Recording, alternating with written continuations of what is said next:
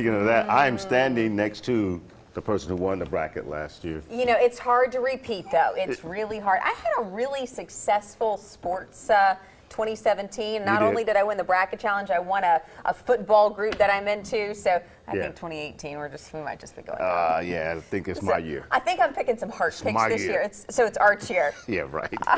Hey, we'll see. You never know. I know. Let's take a look at this weather, though. Cold out there. This is one thing I can forecast. I may not be able to predict the bracket challenge. I can predict the weather, so we'll get right to that. We're looking at a cloudy sky in Gadsden. Had just a couple of drops there a moment ago from the lens. Reason being, the clouds just hold a lot of water, and every once in a while these clouds are dropping a bit of rainfall. Temperatures are also quite cold, and so some of that rain is refreezing into the form of maybe a flurry or two. No reports of flurries in Gadsden, just the wet stuff.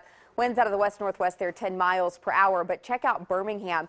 39 degrees is our current temperature, but those winds out of the north-northwest at 23 miles per hour, making it feel more like the upper 20s. Now, a freeze warning is in effect for most of central and east Alabama. Freeze warning has nothing to do with comfort and nothing to do with the fact that temperatures are freezing, because we would issue freeze warnings all winter long, right? Freeze warnings only issued for folks who have some fragile vegetation. Since we had such a warm February, some of the flowers bloomed or some of the plants did, and so these cold temperatures could make those plants slightly susceptible, so that's why the freeze warning.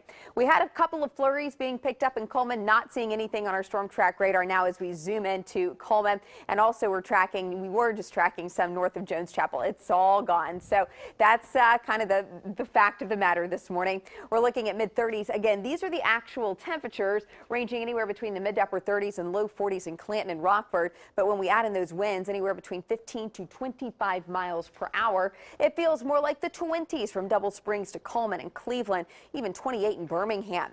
As we move through the day, though, those temperatures are expected to climb to around 55 degrees. Sunshine's back in full supply, and then overnight tonight we tumble back into the 30s. Freeze warning will be in effect again overnight tonight, with a freeze watch in place Wednesday morning. We do warm up by the end of the week, but we pay the price in the form of some wet weather for the weekend.